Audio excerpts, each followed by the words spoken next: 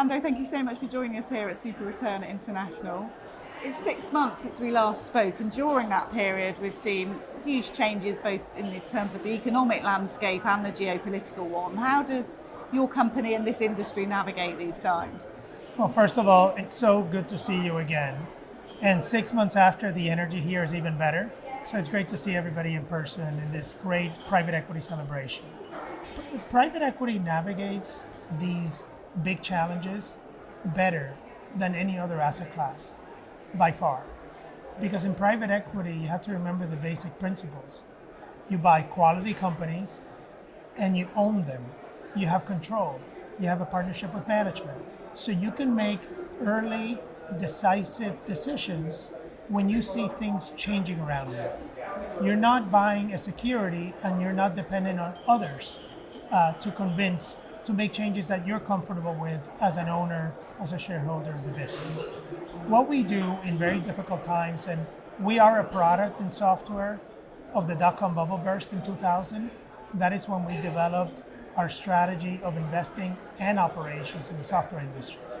And we have this saying that in times of crisis, it is much better to be overly conservative than overly optimistic. That is easy to say, hard to do. What that means is you really try to assume the worst. You reforecast, given every bad thing that is around you, and it seems like all bad things happen at the same time. You try to reforecast your revenues based on paying attention to the market and your customers. And then you tighten your operating expenses as much as possible so you do not lose your earnings over time. Because if you do, it is very difficult to recover from that. And I know you look to have the right teams in place. Talent's really important to you, isn't it? Leadership. It is all about leadership. We have now done over 300 software acquisitions during this past 22 years. And the leadership aspect gets reinforced more and more. And not only having the right CEO partner and a great communication and collaborative relationship with your partner, but it's the whole team. Making sure that that whole team has the experience and it's rowing in the same direction. So with that in mind, where do you see the opportunities lying, and what are you looking at in the next sort of 12 to 24 month near future, if you like? The software industry right now is on sale. In the public markets, we have never seen an opportunity as exciting as this one for private equity, because that industry has a big problem, and it's an operating problem. These companies over the last 10 years, with the move towards digital transformation and with the move to SaaS and cloud computing, have produced billions of dollars in revenues very, very quickly. At the same time, they're companies that are really young, that are run by these great founders that may be their first-time CEOs. They need to get now to the level of profitability that's best in class, and that's private equity. Now, you can now look at those companies and buy them, buy high-growth quality companies at low prices, at prices we have never seen before in the last 22 years. That combination of quality, growth, and lower revenue multiples is unique to this environment. And I know you've talked about software not being a sector, it's in all sectors. You've described it as that. So it's not sector specific. Is that an advantage in this sort of environment too? It is, because you can look at different end markets. So do you now jump into software for retailers? Or do you feel your customer base is going to be more hurt by increases in interest rates and obviously inflation, with the consumer having less purchasing power in a way? Do you jump into places like education software that seem to be very stable no matter what? Healthcare software. What are the challenges in fintech, especially with what's going on with Web3? So it is so important, and you see this in different crises, including at the beginning of the pandemic. What is your end market? It's not being in software, it's who are you serving, who are your customers, and you're going to move up and down with them. So looking at this audience, you've got 3,000 people here hearing you speak, having conversations with you. What message do you hope they take away from having those conversations with you this week? The key message is software belongs in private equity. If LPs look at their entire portfolios by sector, notice that I don't call software an industry, and they look at a 3-year, 5-year, 10-year, 20-year track record, I bet you that the software deals done by private equity firms, those investments rise to the top. LPs should not be concerned about what is going on in the public unprofitable world.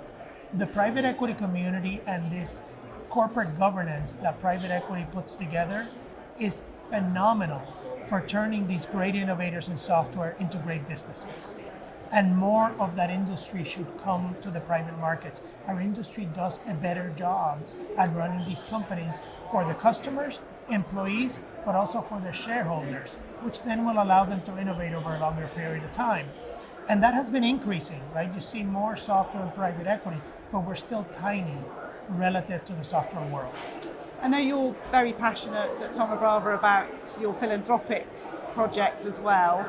What role do you see private equity playing in the world we're living in now in terms of its responsibility on all sorts of levels, ESG, climate risk? Where do you see this industry having an influence now, and what should they be doing? The industry has to be the leader in that. Look what the industry stands for.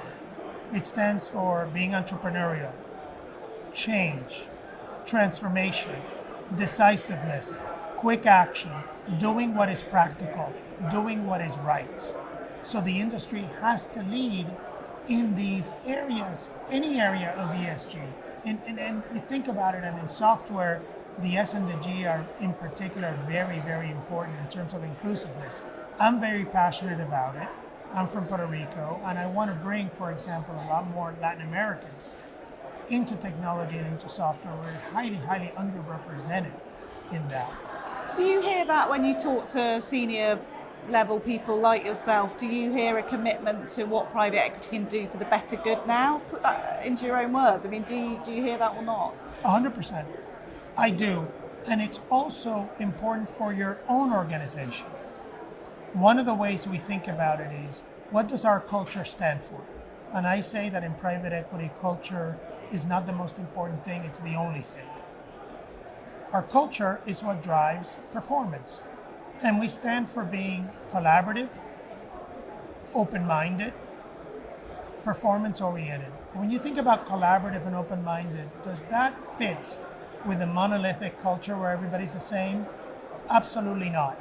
So you want to, when you hire, we also don't think about culture fit, we think about culture add.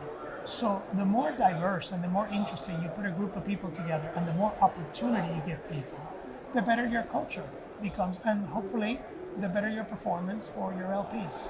It's good for the bottom line when you have those diverse ways of thinking in a business. It's been proven. And young people, absolutely. And you also have to retain and mentor talent.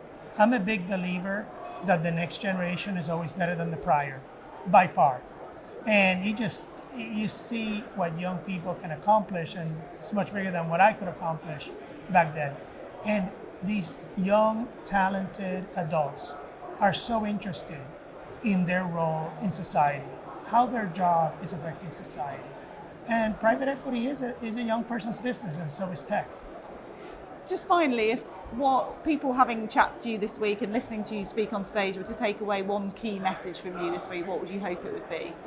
The message is private equity has done such a good job in software.